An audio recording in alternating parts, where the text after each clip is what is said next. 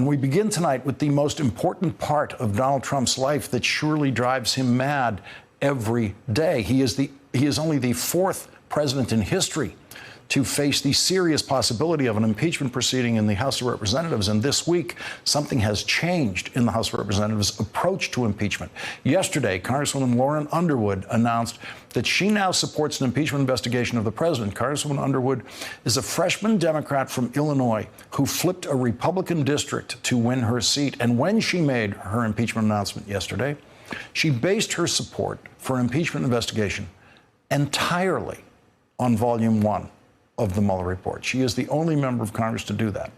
Almost everyone else supporting an impeachment in the House has relied entirely on Volume 2 of the Mueller report, the part that vividly shows Donald Trump's attempts to obstruct justice, including his attempts to fire Robert Mueller. Most of the testimony that the House Judiciary Committee is now seeking is about Volume 2 of the Mueller report. Congresswoman Underwood concentrated entirely on Volume 1, made no reference to obstruction of justice, no reference to Volume 2 of the Mueller report. Volume 1 of the Mueller report details the Russian attack on our election, and that is what Congresswoman Underwood's announcement focused on. She said, quote, "The Mueller report lays out substantial evidence that the president's campaign worked with a foreign adversary to influence an election. The president has stated he would welcome foreign help to win the 2020 election. I have long stated that I support the impeachment-related investigation by Chairman Nadler. Congress needs this information to inform a decision to move forward with the very sobering act of drafting articles of impeachment. And just as importantly, we need the information to better understand how our election was influenced by a foreign adversary to prevent it from ever happening again." And last night at this hour, we noted Congresswoman Underwood's reliance on Volume 1 of the Mueller report, but we did not realize that it was a turning point in the Democrats' approach to impeachment. That became much clearer today when Rhode Island Democrat Jim Langervin issued a statement supporting an impeachment inquiry, saying Special Counsel Robert Mueller's report describes Russia's interference operations in the 2016 election in minute detail. The Mueller report outlines how the Trump campaign welcomed the assistance of the Russian government during the campaign and how President Trump took steps to undermine the subsequent investigation. Director Mueller paints a grim picture of a president who has little concern for the legality of his actions or their implications on American democracy. His actions demand further investigation, particularly with respect to any attempts to obstruct the Russia probe. Every August, I return to Rhode Island to hear from my constituents around the 2nd District. Many have come to me with their concerns about the president's conduct and whether he has committed impeachable offenses. The vast majority of feedback that I have received from my constituents has been in support of an impeachment inquiry. And also this week, New Mexico Congressman Ben Ray Lujan, who is part of Speaker Pelosi's leadership team, issued this statement supporting an impeachment inquiry, saying the Trump presidency is creating grave national security concerns. Our country's intelligence agencies have confirmed that the Russian government attacked America during the 2016 elections. Numerous experts have warned that these attacks are ongoing to this day.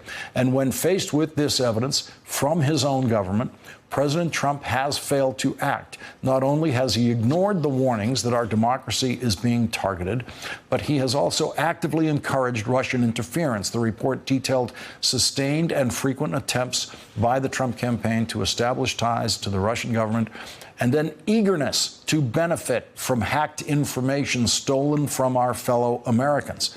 President Trump's lack of action is jeopardizing our elections, national security, and democracy. Joining our discussion now is Democratic Congresswoman Lauren Underwood from Illinois, who just yesterday announced her support for the impeachment inquiry. She's a member of the House Committee on Homeland Security. Congresswoman Underwood, thank you very much for joining us tonight. I really appreciate it. Hi, Lawrence. And I want to get to your unique reliance on Volume 1 of the Mueller report. You don't make any reference in your statement to any other part of the report. Others who we've just seen also come out echoing your view of this have at least inserted something about obstruction of justice in their comments, even though they, too, are concentrating on Volume 1. But do you sense a change of focus in Democrats in the House, including yourself, in now focusing on Volume 1 in the impeachment inquiry? Well, what I can tell you is that my work in response to Mr. Mueller's report has been focused on Volume 1. I've been working with a bipartisan group of freshmen to make sure that these types of interferences can never happen again in our democracy. And so either my work on Homeland Security or with this bipartisan group, Task Force 10th Century, we are addressing Volume 1. But to get to your other point, I think it's really important for folks to realize that the voters in Illinois knew before Mr. Mueller's report came out that we had been attacked in our state. Our election systems had been attacked. And so prior to the 2018 election, folks were concerned about the validity of the election and the potential for this to happen again.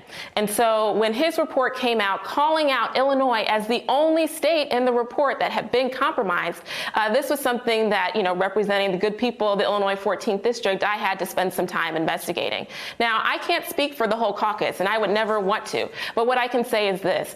We need to get access to that unredacted report. We need to get access to the underlying evidence to ensure that this type of foreign attack on our democracy can never happen again.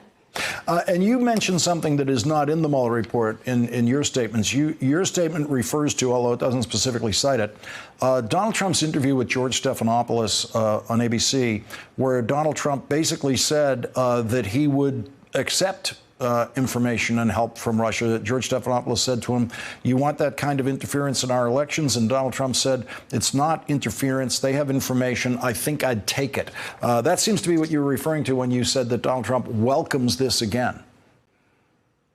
That's right. And, any candidate knows that if someone approaches you with information and it's from a questionable source, you take it directly to the FBI. And so for the president to make that kind of statement in an interview, I have to take him at his word. And that was incredibly alarming to me. Let's watch the president when he was asked about warning Russia to not interfere in our election again. Let's just watch this video and his attitude toward this issue.